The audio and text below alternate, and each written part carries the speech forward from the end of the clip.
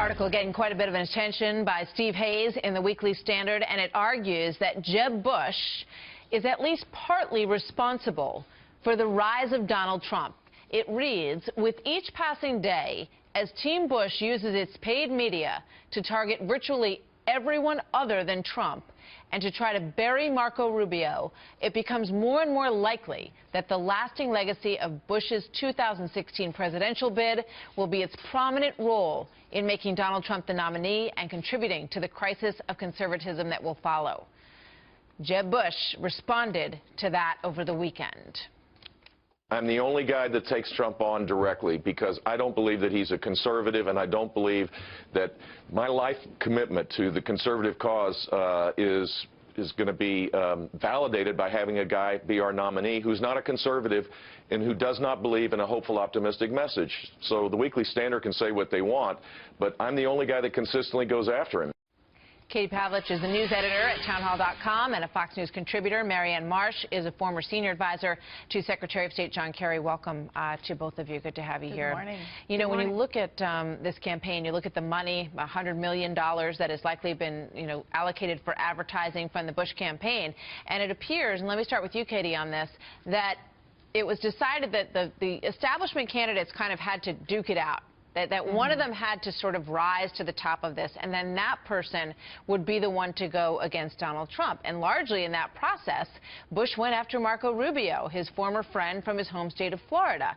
And Steve makes the argument that in that process, they ended up basically eating their own.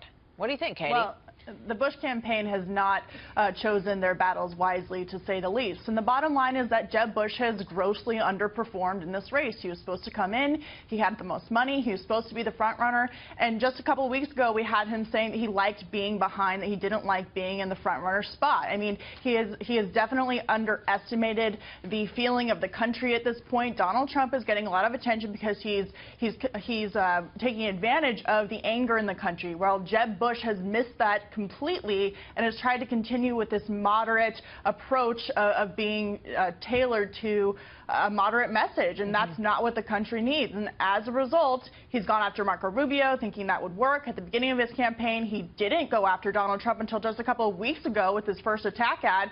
And as a result, we've seen Jeb Bush not only fall behind, but we've seen him attack all the other candidates as well. Yeah, I mean, Donald Trump early on plastered that Post-it sticker on the back of Jeb Bush that said low energy, and he has not been able to shake that off his back.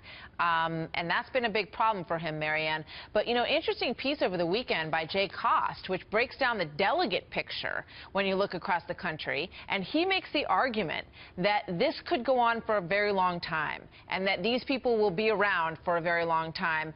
The Jeb Bushes, the Marco Rubios, and the rest of them. Do you think that's the case? Do you think Jeb Bush is done or not? He's done. I mean, if his name weren't Bush, we wouldn't be talking about him.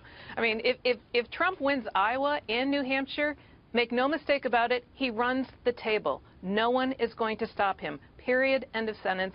That I know. And here's why Trump has been so smart. He has really not been given the credit for being as shrewd a candidate as he has been. He's been a much better candidate, frankly, than everybody else who's been a candidate before. And he did that by trading in his celebrity into credibility. He used the fact that people knew him for many years and knew him well to define this race and define candidates. And the one he defined first was Jeb Bush. To your point, Martha, low energy, poor performances, acted like he was going to inherit the White House.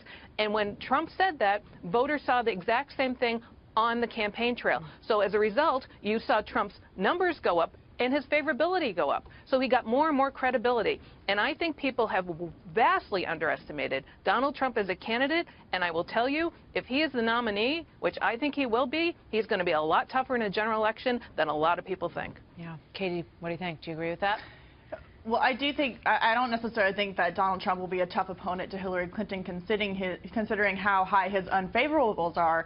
But I do think that Jeb Bush made a huge mistake in dismissing Donald Trump's candidacy as something as a reality show early on, when in fact we've seen that it was a very serious campaign that Donald Trump wanted to win. But I do want to say that there's nothing guaranteed here. If you go back to the 2012 election with the Iowa polling, Mitt Romney was essentially going to win Iowa, and then Rick Santorum Norm, who was polling at 4%, came back and actually won Iowa. And we saw for months this going on with the toggling back and forth between Iowa, New Hampshire, and South Carolina. So we still have a long way to go. But I do agree with Marianne that Jeb Bush is done. He's been done for a long time. He'll stay in the race for a while. But based on his own statements of saying he doesn't necessarily want to be in the front of the pack, I don't really see how voters can go with someone who doesn't even want to win. All right.